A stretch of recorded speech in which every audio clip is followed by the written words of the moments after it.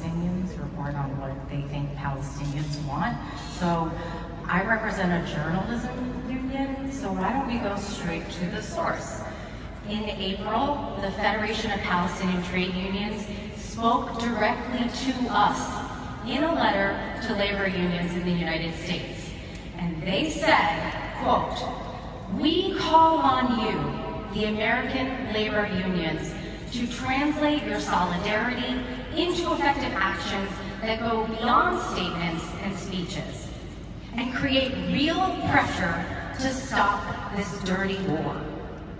Now, as a Palestinian, Palestinians, we have a reputation among other Arabic speakers for being very polite, and that gene seems to have skipped me, so I'm going to translate what they said into plain English. "You can keep your mealy-mouthed thoughts and prayers, sympathy statements. We are dying over here." So since I'm a member of the NewsGuild, I'm going to speak specifically about the plight of our sibling media workers in Palestine.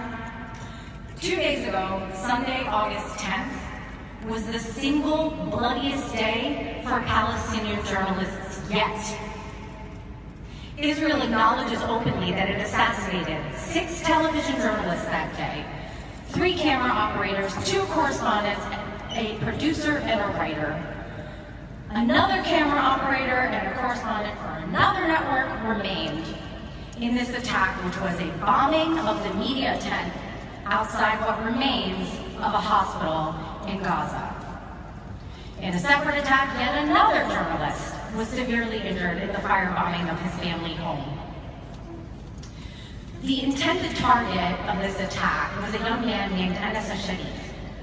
Anas was 28 years old. He had become a household name among Arabic language news consumers. His was a trusted voice that seemed to outlast those of his fallen colleagues. Israel killed him just as he was focused on reporting about the intensification of their campaign of mass forced starvation.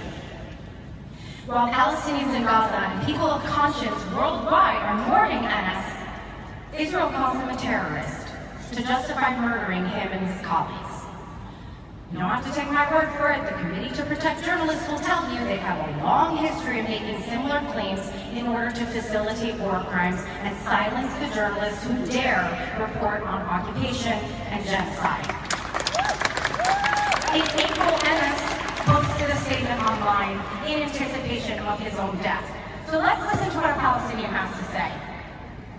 A worker.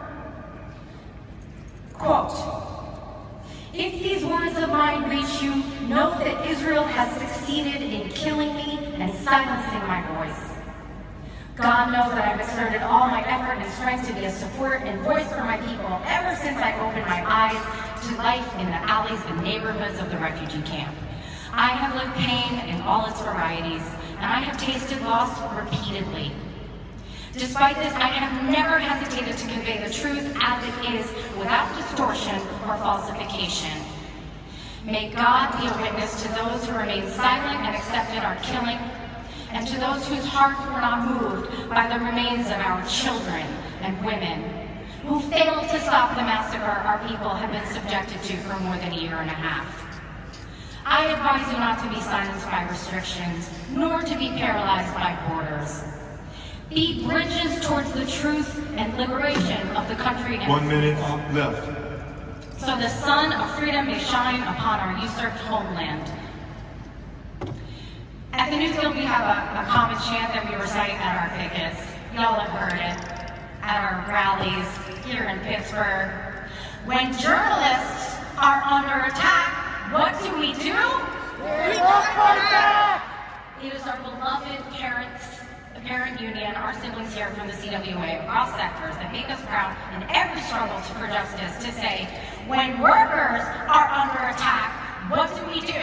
Stand up, fight back! And that is what our siblings in the Palestinian trade unions, including the journalists who remain, are calling on us to do. Stand up on their behalf. Fight back against the tyranny of a cruel and racist regime that has operated with impunity for decades by manipulating our perspective, censoring the press, barring freedom of journalism. Statements of solidarity won't obstruct the path of weapons. It's not going to force the flow of food aid.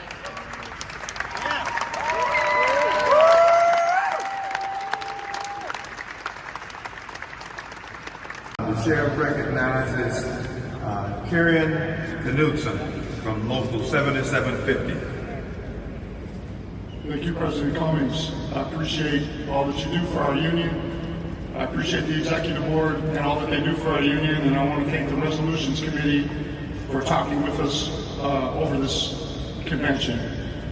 Myself and a number of rank and file members and officers and staff believe that the International Solidarity Resolution is inadequate to the moment. Right now, the people of Gaza are facing a genocidal war. Kieran, Yes, you sir. need to make your motion first. Okay, I'm making a Okay, then motion. you can speak on As I it. described, I'm making a motion to amend the resolution. Okay. What's the amendment then? Okay, I presented the amendment to your staff, President Cummings, and I can read it now if you like. No, you need to read it to the delegates. I'm prepared to. Okay, then read it. All right. We would like to add the following text. The U.S. government has also actively supported the Israeli genocide of Palestinians in Gaza, both financially and diplomatically.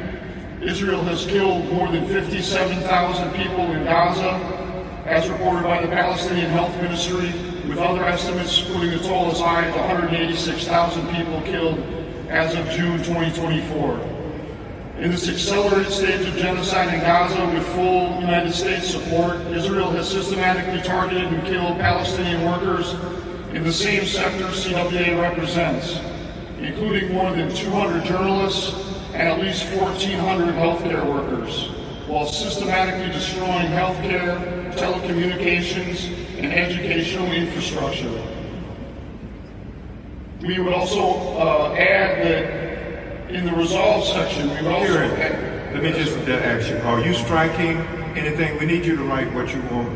I presented it to you, and I will do it. If I can read the changes, I'd like to do that, and I can go over what's being struck as well.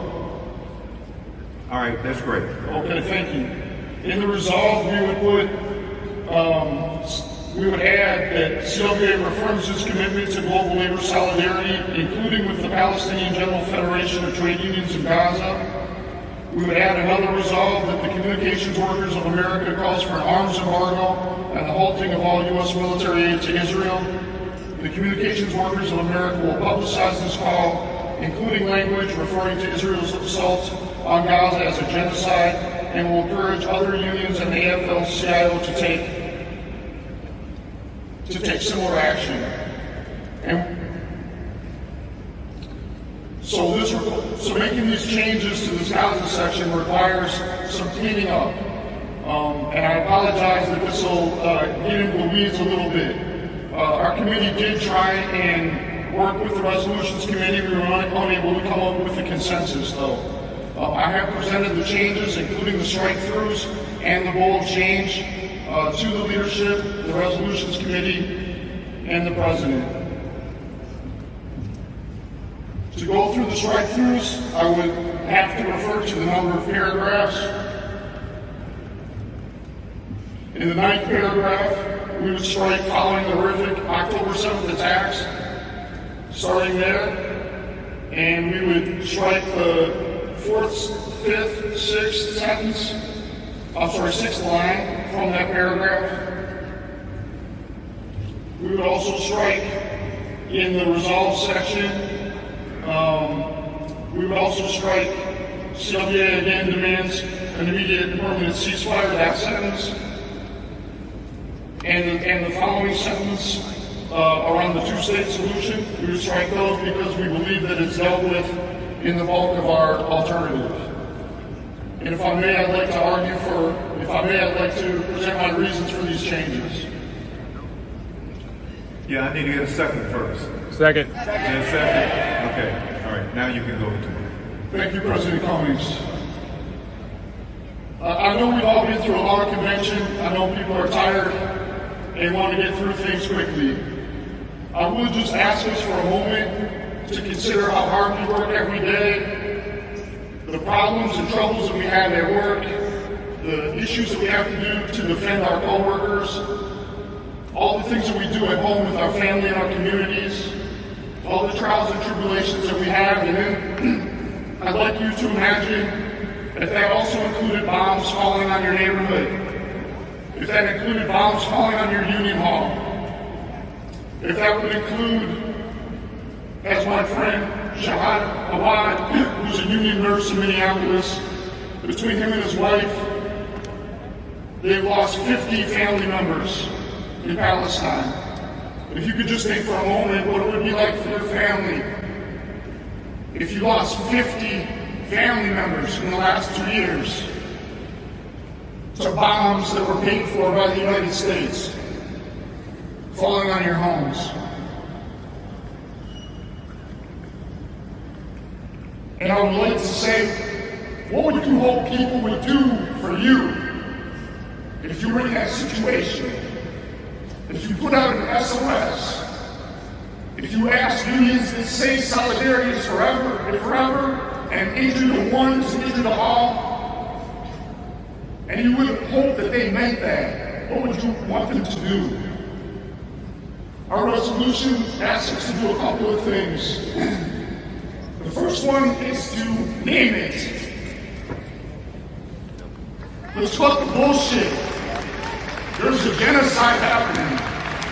Yes! And none of us are safe if there's a government that believes it can get away with it.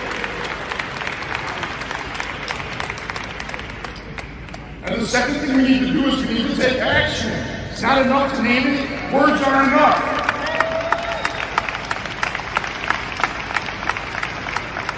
We do have some say in this society, and we should use it.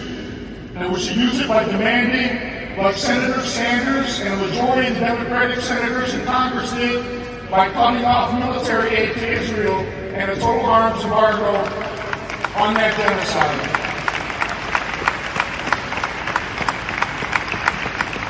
I respect everybody in this hall so much. I love CWA, and I hope that we can do the right thing. Thank you, President Cummings.